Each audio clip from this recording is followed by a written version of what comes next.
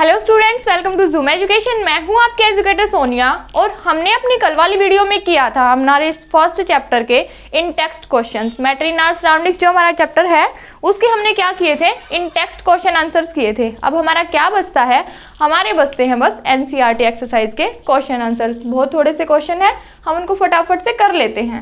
आप या तो साथ ही साथ उनको नोट डाउन करते जाना या फिर एक बार समझ लेना सभी क्वेश्चन आंसर्स को और फिर बाद में अपनी नोटबुक्स में नोट डाउन कर लेना जब आप दोबारा वीडियो को देखोगे।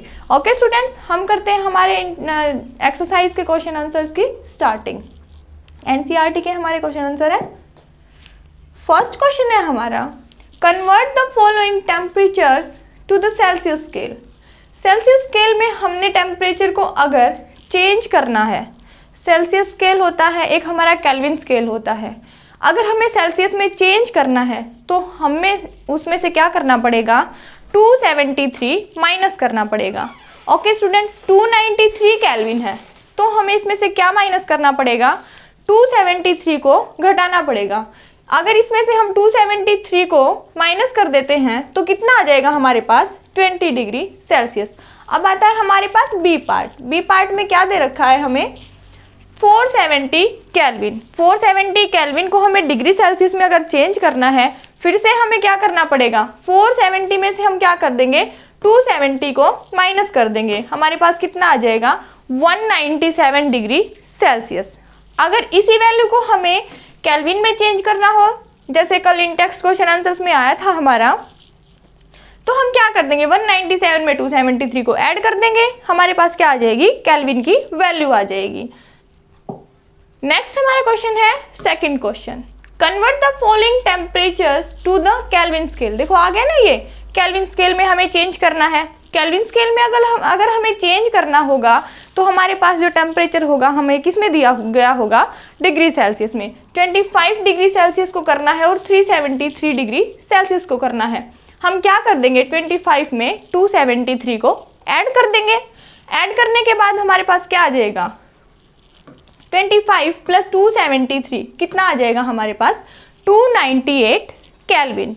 नेक्स्ट है हमारे पास 373 डिग्री सेल्सियस। 373 में हम क्या कर देंगे, 273 को ऐड कर देंगे।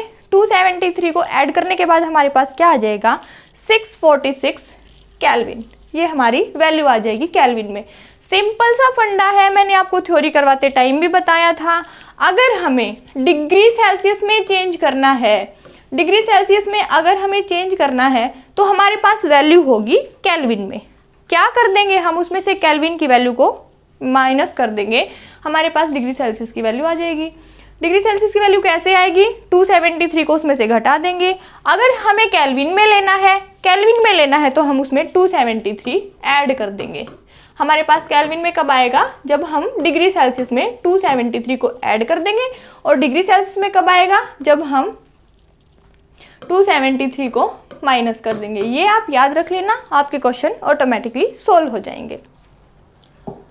नेक्स्ट है हमारा third question, give reasons for the following observations. देखो, naphthalene balls disappear with time without leaving any solid. हमारा जो ए पार्ट है ये है, जो नेफ्थलीन बॉल हैं कुछ टाइम के बाद डिसअपियर हो जाती हैं, वो गायब हो जाती हैं।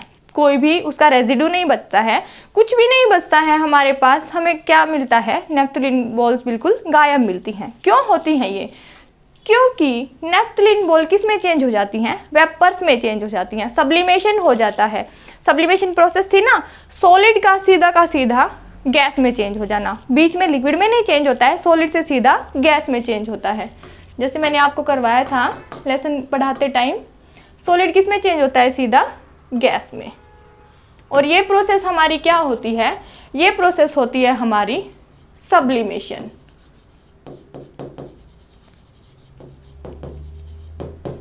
इसका भी यही रीजन है, because naphthalene balls sublime and directly changes into vapor state without leaving any solid।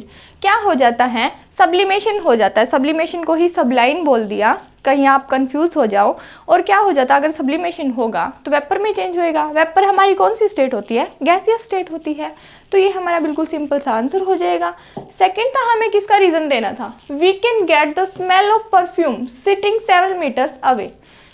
अगर हम किसी रूम में बैठे हैं और दूसरे रूम में किसी ने परफ्यूम लगाया है तो हमें उस रूम में भी खुशबू आती है। क्यों आती है? क्योंकि ये कैरेक्टरिस्टिक आ गया, प्रॉपर्टी आ गई पार्टिकल्स की। मैटर के जो पार्टिकल होते हैं, क्या प्रॉपर्टी थी कि उनमें कुछ ना कुछ काइनेटिक एनर्जी होती है, मूवमेंट करते रहते हैं। यही रीज़न है because perfume contain volatile solvent. Volatile solvent का मतलब होता है, सॉल्यूशन होता है हमारा परफ्यूम। परफ्यूम में कुछ सॉल्यूट होगा और कुछ सोलवेंट होगा। सॉल्यूट ज़्यादा मात्रा में होता है, कई बार कम मात्रा में होता है, और फिर एक होता है हमारा सोलवेंट। सोलवेंट मतलब कि जो घुलता है। जो परफ्यूम में वोलेटाइल सोलवेंट होता है, घुलनशील कुछ चीज़ें होती हैं जो हमारी घुल जाती हैं। वो घुलनशील चीज़ें क्या करती हैं? वो हमारी एयर के अंदर मिक्स हो जाती हैं। मिक्स होने के बाद जो हमारे मैटर के पार्टिकल्स हैं उनकी कुछ ना कुछ काइनेटिक एनर्जी होती है। काइनेटिक एनर्जी से वो क्या करते हैं? मूवमेंट करते हैं, तो हमारे तक वो पहुंच जाते हैं और डिफ्यूज़न हो जाता है। किसका? जो हमारा लिक्विड था गैस में, या फिर गैस का गैस में, ऐसे हमारा डिफ्यूज़न होता है। अपने आप ही इंटरमिक्सिंग होती है ना। Because perfume contain volatile solvent and diffuse faster and can reach people sitting several metre away. Okay students, आपको समझ में आ गया होगा। अगर वोलेटाइल सोलवेंट है, कोई भी घुलनशील चीज़ है, तो वो एयर में ऑटोमेटिक मिक्स हो जाएगी। मिक्स होने के बाद उसकी कुछ ना कुछ काइनेटिक एनर्जी होगी। एयर भी के पार्टिकल्स भी इधर उधर मूव करते रहते हैं, तो वो हमारे तक पहुंच जाएगी। ये इसका रीज़न है। आगे आता है हमारा फोर्थ क्वेश्चन। फोर्थ क्वेश्चन है, arrange the following substance in increasing order of force of attraction between the particles water, sugar and oxygen. इसका क्या आंसर होगा हमारा? इंक्रीजिंग ऑर्डर में लिखना है कि पहले सबसे कम किसका है, फिर उससे ज़्यादा किसका है, फिर सबसे ज़्यादा किसका है। फोर्स ऑफ अट्रैक्शन, जिसके पार्टिकल्स बहुत ही पास पास होते हैं, जिस भी मैटर के पार्टिकल्स, उसमें फोर्स ऑफ अट्रैक्शन ज़्यादा होती है। जिसके पार्टिकल थोड़ा दूर दूर होंगे उसमें थोड़ा सा कम होगी, और जिसके पार्टिकल बिल्कुल ही दूर दूर होंगे उसमें फोर्स ऑफ अट्रैक्शन क्या होगी हमारी? बहुत कम होगी। ऑक्सीजन के पार्टिकल्स होते हैं हमारे, एयर है, गैसियस स्टेट है, तो ऑक्सीजन के पार्टिकल्स हमारे कैसे होंगे? एक पार्टिकल कहीं पे है, एक कहीं पे है, एक कहीं पे है, तो फोर्स ऑफ अट्रैक्शन क्या होगी? क्या बॉन्डिंग है इनमें? कुछ भी नहीं है, बहुत ही कम है। फिर आता है हमारा वाटर। वाटर लिक्विड है, लिक्विड के पार्टिकल्स में कैसे अरेंजमेंट होती है? ऐसे होती है, वो एक दूसरे से इतनी दूर है, क्या बॉन्डिंग है? इससे थोड़ा सा ज़्यादा बॉन्डिंग है, क्योंकि ये क्या है? दूर दूर है, ये थोड़ा सा पास पास है। फिर आता है हमारा शुगर। शुगर क्या है हमारा? सॉलिड है, इसके पार्टिकल्स ऐसे होंगे बिल्कुल एक दूसरे से सटे हुए, एक दूसरे के साथ मजबूती से बंधे हुए हैं, तो क्या है? इनमें फोर्स ऑफ अट्रैक्शन सबसे ज़्यादा है। सबसे कम है ऑक्सीजन की, फिर है वाटर की, और फिर है शुगर की। ऐसे हम अपनी फोर्स ऑफ अट्रैक्शन को इंक्रीजिंग ऑर्डर में लिख सकते हैं। नेक्स्ट हमारा आता है, what is the physical state of water at 25 degree Celsius, 0 degree Celsius and 100 degree Celsius. 25 degree Celsius को क्या माना गया है? 25 डिग्री सेल्सियस को हम रूम टेम्परेचर कंसीडर करते हैं। रूम टेम्परेचर कितना होता है हमारा? नॉर्मली 25 डिग्री सेल्सियस हम उसको मानते हैं। तो 25 डिग्री सेल्सियस पे वाटर किस में होगा? हमारा लिक्विड स्टेट में ही होगा। सेकंड आता है 0 डिग्री सेल्सियस। 0 डिग्री सेल्सियस पे मैंने आपको एक एक्टिविटी करवाई थी, आप पिछली वीडियो देखना, कि जब वो जो मैंने लेटेंट हीट वाला टॉपिक कराया था उसमें है ये। आज हम आइस ले लेते हैं, आइस का टेम्परेचर हम नोट करते हैं 0 डिग्री सेल्सियस। जिन नीचे से हम बर्नर से उसको हीट देते हैं, हीट देने के बाद क्या हुआ? जब टोटली आइस हमारी मेल्ट हो जाती है वाटर में, तब भी हम उसका एकदम से टेम्परेचर नोट कर लेते हैं थर्मामीटर से, तब भी उसका टेम्परेचर कितना मिलता है हमें? 0 डिग्री सेल्सियस मिलता है। तो क्यों होती है? क्योंकि जो आइस के पार्टिकल्स थे वो किसी न किसी बॉन्ड से बंधे हुए थे, फोर्स ऑफ अट्रैक्शन था। उस फोर्स ऑफ अट्रैक्शन को तोड़ने के लिए आइस ने नीचे से हीट एनर्जी ली।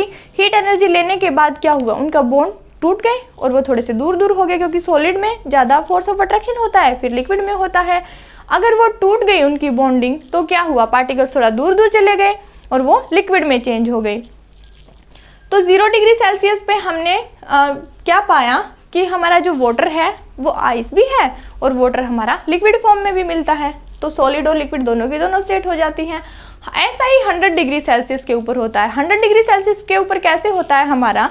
जैसे हमने पानी को हीट देना स्टार्ट किया, हम टेम्परेचर को मेज़र कर रहे हैं, नोट कर रहे हैं, बिल्कुल एकदम से अपनी नज़र रखे हुए हैं कि कितना टेम्परेचर है। 100 डिग्री के ऊपर हमारा पानी उबलना स्टार्ट हो जाता है, हमें बुलबुले से दिखाई देते हैं ना। और जब उबलना स्टार्ट होता है तो क्या होता है, पानी हमारा भाप में बदलना स्टार्ट हो जाता है। तो हमारा पानी का टेम्परेचर भी 100 डिग्री रहता है। और अगर हम उस टाइम पे स्टीम का टेम्परेचर नोट करें तो वो भी हमारा कितना मिलेगा, हमें 100 डिग्री सेल्सियस ही मिलेगा। ये भी लेटेंट हीट वाला टॉपिक था हमारा। तो 100 डिग्री के ऊपर हमारा जो वाटर है वो लिक्विड फॉर्म में भी हमें मिलता है, उबलता हुआ पानी। और जो हमारी गैसियस स्टेट होती है, वेपर स्टेट होती है, उसका टेम्परेचर भी कितना होता है, 100 डिग्री सेल्सियस। तो 100 डिग्री के ऊपर हमारा वाटर लिक्विड में भी मिलेगा और गैस में भी मिलेगा। तो आप इसको भी कर लेना। नेक्स्ट आता है हमारा 6th question, give 2 reasons to justify water at room temperature is a liquid. कि जो हमारा वाटर होता है वो रूम टेम्परेचर पे लिक्विड क्यों होता है। सेकंड है हमारा, an iron almirah is a solid at room temperature. कि आयरन अलमीरा हमारी सॉलिड क्यों होती है, क्योंकि जो वाटर है रूम टेम्परेचर पे लिक्विड की प्रॉपर्टीज़ को शो करता है और अलमीरा हमारी रूम टेम्परेचर पे सॉलिड की प्रॉपर्टीज़ को शो करती हैं। यहाँ हम अपने आंसर को जस्टिफाई कर लेते हैं। Water at room temperature is a liquid. कैसे होता है, water at room temperature is a liquid because it's freezing point is 0 degree Celsius and boiling point is 100 degree Celsius. अगर हम पता लगाना चाहें कि वाटर लिक्विड क्यों है, वाटर को हमने लिक्विड क्यों कंसिडर किया, क्यों, हम क्या करेंगे, इसको फ्रीज करके देख लेंगे 0 डिग्री पे। अगर ये क्या आइस में चेंज हो रहा है तो ये क्या है, हमारे लिक्विड की प्रॉपर्टी को शो कर रहा है। और 100 डिग्री पे बॉईल होने लग जाता है, फिर भी क्या है, इसकी ये भी लिक्विड की प्रॉपर्टी को ही शो कर रहा है। तो हमारा वाटर क्या है, रूम टेम्परेचर पे लिक्विड है। सेकंड था हमारा अलमीरा वाला, and iron almirah is solid at room temperature. Iron अलमीरा होती है वो क्या होती है, सॉलिड होती है। क्योंकि आपको सीधे से ही पता चल गया होगा, आयरन की कोई चीज़ है, लोहे की अलमारी है तो सॉलिड ही होगी। क्यों होगी, क्योंकि वो भी हमारी सॉलिड की प्रॉपर्टी को शो कर रही है। And iron almirah is a solid at room temperature because melting point of iron is higher than the room temperature. क्योंकि क्या होता है, आयरन का जो मेल्टिंग पॉइंट है वो क्या होता है, हाई होता है, बहुत ज़्यादा हाई होता है देन रूम टेम्परेचर के ऊपर जो हमारी अलमीरा है, ना तो उसकी शेप चेंज हो रही है, ना मतलब उसके पार्टिकल्स में कुछ काइनेटिक एनर्जी आ रही है। 25 डिग्री सेल्सियस हमने रूम टेम्परेचर को मान लिया है। हम अलमीरा को अगर 100 डिग्री पे भी टेम्परेचर दे देंगे तो भी वो उसी फॉर्म में रहेगी। उसकी शेप क्या है, डेफिनेट है। हम उसमें और क्या लिख सकते हैं, एक और पॉइंट ऐड कर सकते हैं। जैसे फर्स्ट ये है और सेकंड पॉइंट हम ये भी ऐड कर सकते हैं कि जो हमारी अलमीरा है उसकी शेप क्या है, डेफिनेट है।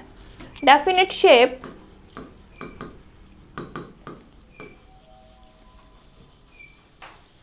And definite volume.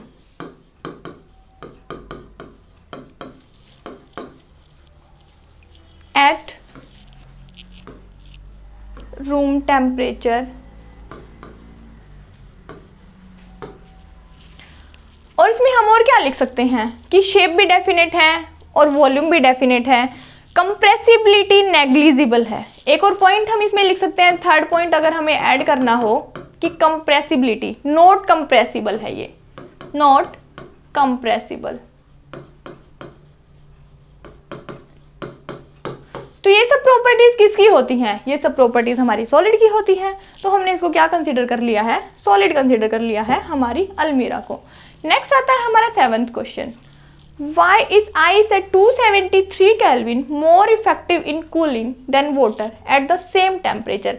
अब आप 273 केल्विन देख के डर गए होंगे कि 273 केल्विन क्या होता है। 273 केल्विन हमारा होता है 0 डिग्री सेल्सियस। टेम्परेचर हमारा इतना होता है क्योंकि अगर हमें डिग्री सेल्सियस में चेंज करना है तो क्या करना पड़ेगा, 273 को माइनस करना पड़ेगा। क्या आ जाएगा हमारे पास, 0 डिग्री सेल्सियस। अगर 0 डिग्री सेल्सियस को हम केल्विन में चेंज करते हैं तो 0 में हमें क्या ऐड करना पड़ेगा, 273। हमारे पास आ गया 273 केल्विन। ये हमारी रिलेशन थी ना, मैंने आपको बताया था 0 degree Celsius is equal to 273 Kelvin. Okay students, तो आपको पता है 0 डिग्री सेल्सियस पे क्या होती है, हमारी आइस बन जाती है वाटर की। अगर हम उस आइस को हीट देते हैं, हीट देने के बाद क्या होता है, जब सारी की सारी हमारी आइस मेल्ट हो जाती है, टोटली वाटर बन जाती है, तब भी उसका टेम्परेचर अगर हम एकदम से नोट करते हैं, जब सारी की सारी आइस जिस भी पॉइंट पे हमारी मेल्ट हुई है, तब भी हमारा टेम्परेचर कितना मिलता है, वो भी 0 डिग्री सेल्सियस ही मिलता है। बाद में वो बढ़ना शुरू होता है जैसे जैसे और टेम्परेचर देते जाते हैं। बट हम अगर फटाक से एकदम से अपना टेम्परेचर नोट करेंगे ना, ध्यान रखेंगे कि कब सारी की सारी आइस हमारी वाटर में चेंज हुई है। तो अब इसने पूछा क्या है हमसे, ये पूछा है कि जो 0 डिग्री सेल्सियस पे वही आइस होती है और 0 डिग्री सेल्सियस पे ही वाटर होता है, तो आइस हमारी ज़्यादा इफेक्टिव होती है और वाटर हमारा कम इफेक्टिव होता है, बल्कि उनका टेम्परेचर क्या होता है, उनका टेम्परेचर सेम रहता है। इसका यही सीधा सा मीनिंग है। आइस के पार्टिकल्स में क्या होता है, फोर्स ऑफ अट्रैक्शन ज़्यादा होता है, और जो वाटर के पार्टिकल्स होते हैं 0 डिग्री पे, उनमें क्या होती है, हीट एनर्जी होती है। उसने जो बर्नर से नीचे से हीट ली है ना अपनी फोर्स ऑफ अट्रैक्शन को तोड़ने के लिए, वो हीट एनर्जी है उसके पास। तो क्या होता है, हमारा जो आइस ज़्यादा इफेक्टिव होती है क्योंकि आइस के पास हीट एनर्जी नहीं है, और जो वाटर के पार्टिकल्स हैं उन्होंने क्या कर रखी है, हीट एनर्जी को एब्जॉर्ब कर रखा है, उनके अंदर होती है, वो लेटेंट हीट होती है जो हमें दिखाई नहीं देती है और ना ही हम उसको मेज़र कर सकते हैं। Ice at 273 kelvin will absorb heat energy और latent heat from the medium to overcome the fusion to become water. Fusion हमारा क्या होता है, फ्यूजन होता है हमारा मेल्टिंग, मेल्ट होना। फ्यूजन को हम मेल्टिंग भी बोल सकते हैं ना। अगर आपको फ्यूजन ना समझ में आया हो तो आप मेल्टिंग लिख लो इसकी जगह पे, तो और आसान हो जाएगा। Hence the cooling effect of ice is more than the water at same temperature because water doesn't absorb this extra heat from the medium. Okay student, कि हमारा इसका क्या है सीधा सीधा मीनिंग, कि आइस के पार्टिकल्स में हीट एनर्जी नहीं होती है और जो आइस से हमारा वाटर बना है उनके पार्टिकल्स में क्या होती है, हीट एनर्जी होती है, यानी कि लेटेंट हीट होती है, छिपी हुई हीट होती है जिसको हम मेज़र नहीं कर सकते हैं, बस हम महसूस कर सकते हैं। ओके, क्योंकि हमने नीचे से हीट दी है, वो एनर्जी गई कहाँ पे, वो एनर्जी वो आइस के पार्टिकल्स ने अपनी फोर्स को तोड़ने में लगा दी। और जब आइस के पार्टिकल्स का जो फोर्स टूटा, फोर्स टूटने के बाद क्या हो गया, उनमें एनर्जी तो रही और वो एनर्जी किस में काम आई, फोर्स को तोड़ने में और लिक्विड बनाने में। सीधी सीधी बात है ये। Hence the cooling effect of ice is more than the water at same temperature because water doesn't absorb this extra heat from the medium. Next आता है हमारा what produces more sphere burns, boiling water और steam। आपने देखा होगा कई बार गर्म पानी गिर जाता है और कई बार हम भाप के कांटेक्ट में आ जाते हैं। जैसे कई बार घरों में किसी के साथ रोटी में से भाप निकलती है ना, वो भाप भी ज़्यादा इफ़ेक्ट करती है किसके कंपैरिजन में, गरम रोटी के कंपैरिजन में। ऐसे ही हमारा जो गर्म पानी होता है, उबलता हुआ पानी होता है, और जो भाप उसमें से निकलती है किससे ज़्यादा बर्न होता है, जलते तो दोनों से हैं। गर्म पानी 100 डिग्री सेल्सियस वाला पानी अगर आपके हाथ पे डल जाएगा, वैसे आप ध्यान रखना ये एक्सपेरिमेंट तो करना ही मत, बट कई बार होता है। तो ऐसे हम ऑब्ज़र्व करते हैं कि जो हमारा 100 डिग्री वाला वाटर होता है, बॉइलिंग वाटर होता है, उससे कम बर्निंग होती है, और जो हमारी भाप होती है उससे ज़्यादा बर्न होता है। क्यों होता है, क्योंकि टेम्परेचर दोनों का सेम है। 100 डिग्री ही वाटर का है और 100 डिग्री ही किसका है, हमारा जो वेपर्स हैं उनका है, स्टीम का है। क्या फ़र्क होता है, जो स्टीम के पार्टिकल्स होते हैं उनमें एक्स्ट्रा हीट होती है, लेटेंट हीट होती है, इसीलिए जो हमारी जो स्टीम होती है उसमें ज़्यादा हीट एनर्जी है वो बॉइलिंग वाटर के कंपैरिजन में। इसीलिए जो हीट एनर्जी ज़्यादा वाले पार्टिकल्स हैं वो हमारे स्टीम वाले पार्टिकल्स हैं, वो क्या कर देंगे, ज़्यादा बर्न करेंगे। Steam at 100 degree will produce more severe burns as extra heat is hidden in it called latent heat. इसके अंदर हिडन हीट होती है जिसको क्या बोलते हैं हम, लेटेंट हीट बोलते हैं। Where the boiling water does not have this hidden heat. क्या होता है, बॉइलिंग वाटर के अंदर ये हिडन हीट नहीं होती है। तो ये हमारी इसका रीज़न हो गया कि जो हमारा स्टीम होती है वो ज़्यादा पेनफुल होती है या ज़्यादा बर्न करती है। नेक्स्ट क्वेश्चन हमारा आता है question number 9, name A, B, C, D, E and F in the following diagram showing change in its state. देखो ये डायग्राम हमारा सॉलिड, लिक्विड और गैस है। इनका हमें बताना है इंक्रीज हीट और डिक्रीज प्रेशर।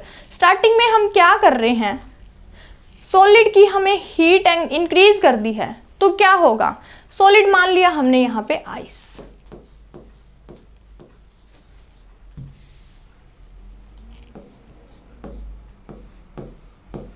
आइस को अगर हमने हीट दी है तो क्या हो जाएगा, ये फिनोमिना हो जाएगा हमारा फ्यूजन या मेल्टिंग। सॉलिड से लिक्विड में चेंज होगा, प्रेशर डिक्रीज ही रहेगा। सेकंड क्या करना है, लिक्विड से गैस में, लिक्विड को हमने फिर से हीट दे दी, क्या होता है, तब हमारा बॉईल होना स्टार्ट कर देता है, बॉइलिंग या वेपोराइजिंग।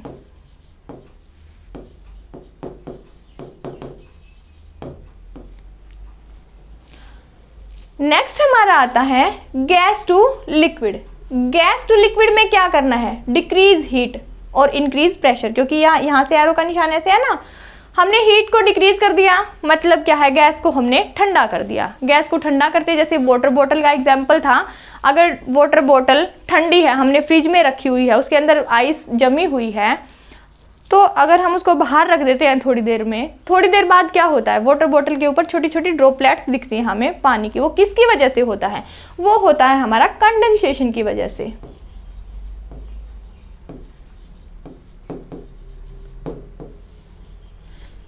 क्योंकि जो हमारी आइस है बोतल के अंदर, वो क्या करेगी, कुछ ना कुछ कूलिंग इफेक्ट करेगी, और जो बाहर का जो सराउंडिंग है बोतल के आसपास की, वहाँ पे भी क्या हो जाएगा, ठंडक हो जाएगी थोड़ी बहुत। मान लो ये बोतल है हमारी और इसके अंदर ये आइस फिल है, तो जो ये आइस है ठंडक तो करेगी, मान लो इतने एरिया में ठंडक करेगी, वो ये एरिया है बोतल के आसपास का, और इस एरिया में क्या होते हैं, हमारे वाटर वेपर्स प्रेजेंट होते हैं। वो जो वाटर वेपर्स होते हैं हमें दिखाई नहीं देते हैं, बट होते हैं हमारे एनवायरनमेंट में, चारों ओर वाटर वेपर्स प्रेजेंट होते हैं ह्यूमिडिटी की वजह से। इस एरिया में जितने भी वाटर वेपर्स प्रेजेंट होंगे, आइस से कूलिंग लेके वो क्या हो जाएंगे, कंडेंस हो जाएंगे, और कंडेंस होने के बाद जो ये है हमारे, जो ये वेपर्स हैं, और यहाँ से क्या मिल गई, इन्हें कूलिंग मिल गई आइस से, ये वेपर्स कंडेंस होने के बाद क्या हो जाएंगे, वो लिक्विड में चेंज हो जाएंगे। यही है गैस टू लिक्विड। इसको हम क्या बोलेंगे फिर, कंडेंसेशन। यहाँ पे पानी की बूंदें जमा हो जाएंगी बोतल के बाहर। ये बोतल के अंदर से पानी नहीं आता है, ये हमारे बाहर सराउंडिंग में पानी मौजूद होता है, ह्यूमिडिटी की वजह से ये वो पानी जमा होता है जो हमें दिखाई नहीं देता है। नेक्स्ट आता है हमारा liquid to solid. Liquid to solid क्या होता है, लिक्विड हमारा क्या है, वाटर ले लिया, और सॉलिड क्या हो गई, हमारी आइस हो गई। टेम्परेचर हमने क्या कर दिया, कम कर दिया, यानी कि डिक्रीज हीट। हीट कम करने का मतलब है टेम्परेचर भी कम करना है। तो क्या होता है, लिक्विड का अगर हम टेम्परेचर कम कर देंगे 0 डिग्री पे, क्या हो जाएगा, फ्रीज हो जाएगा, ये हमारा आइस बन जाएगी। और क्या होता है, एक सॉलिड से डायरेक्ट गैस में चेंज होना, और फिर गैस से सीधा सॉलिड में चेंज होना, ये भी मैंने आपको बताया था। ये होता है हमारा सब्लिमेशन। सब्लिमेशन में जैसे कोई नेफ्थलीन बॉल्स, जैसे अभी समझाया था आपको, नेफ्थलीन बॉल्स कुछ टाइम बाद अपने आप ही डिसअपियर हो जाती है रूम टेम्परेचर पे ही। हम जैसे अपने टॉयलेट्स में ओडोनिल रखते हैं, वो भी कुछ टाइम बाद अपने आप ही गायब हो जाता है, ख़त्म हो जाता है, क्योंकि क्या होते हैं, वो वेपर में चेंज होता रहता है, सॉलिड सीधा गैस बनती रहती है सॉलिड से। और जो गैस से सॉलिड है, अगर हम CO2 का एग्जांपल लें, CO2 को हम हाई प्रेशर पे रख देंगे तो क्या बनेगी, वो ड्राई आइस बन जाएगी। ड्राई आइस मतलब कि सॉलिड CO2, उसको हम सॉलिड CO2 बोल सकते हैं। तो वो भी हमारी क्या होती है, प्रोसेस सब्लिमेशन होती है। देखो आप डायग्राम को देख लेना, और सीधा का सीधा क्या है, फर्स्ट में क्या होगा, सॉलिड से लिक्विड में चेंज हो रहा है, उसको क्या बोलेंगे, लिक्विफिकेशन, मेल्टिंग या फ्यूजन। सेकंड क्या था हमारा, जो लिक्विड था, लिक्विड को हमने फिर से हीट किया तो लिक्विड से किस में चेंज हुआ, हमारा गैस में चेंज हो गया। इस प्रोसेस को क्या बोलते हैं, वेपोराइजेशन या फिर इवेपोरेशन। वेपोराइजेशन हमें हीट देने से मिलता है, और इवेपोरेशन हमारी नेचुरल प्रोसेस होती है, इसमें हमें टेम्परेचर नहीं देना पड़ता है। थर्ड था हमारा कंडेंसेशन। कंडेंसेशन में क्या होता है, गैस से लिक्विड में चेंज होता है। जैसे मैंने बोतल का एग्जांपल दिया आपको, जो बोतल के बाहर वाटर ड्रॉपलेट्स हमारे इकट्ठे हो जाते हैं, वो हमारा होता है कंडेंसेशन। ऐसे ही हमारे जो एनवायरनमेंट में जो इवेपोरेशन होता रहता है, इवेपोरेशन होने के बाद जो भी हमारे वाटर वेपर्स होते हैं वो ऊपर जाके बादलों में जाके क्या हो जाते हैं, कंडेंस हो जाते हैं। वो भी कूलिंग ले लेते हैं, कूल होने के बाद वो वाटर ड्रॉपलेट्स में चेंज हो जाते हैं। और फिर क्या होती है, एक टाइम बाद जो हमारी एयर है उनको रख नहीं पाती है, बहुत ज़्यादा अमाउंट में वाटर हो जाता है, तो क्या हो जाती है, हमारी बारिश आ जाती है। डी था हमारा सॉलिडिफिकेशन, लिक्विड टू सॉलिड। जैसे लिक्विड वाटर को हमने क्या कर दिया, टेम्परेचर कम कर दिया, टेम्परेचर कम किया तो क्या होता है, हमारा सॉलिड की फॉर्म में आ जाएगा लिक्विड। ई में क्या था हमारा, सीधा का सीधा सॉलिड से गैस में चेंज हो रहा है, वो हमारा क्या था, सब्लिमेशन। ये नेफ्थलीन बॉल्स या फिर ओडोनिल का एग्जाम्पल सही था इसमें। एफ में क्या था, इसमें भी सब्लिमेशन है, गैस से सॉलिड में चेंज हो रहा है, इसका एग्जाम्पल था हमारा सॉलिड CO2। या फिर इसको हम क्या बोलते हैं, ड्राई आइस। ये हमारे क्वेश्चन आंसर यहीं पे होते हैं फिनिश, यही थे हमारे पास। तो आप इनको अच्छे से कर लेना। Okay students, have a nice day, bye bye.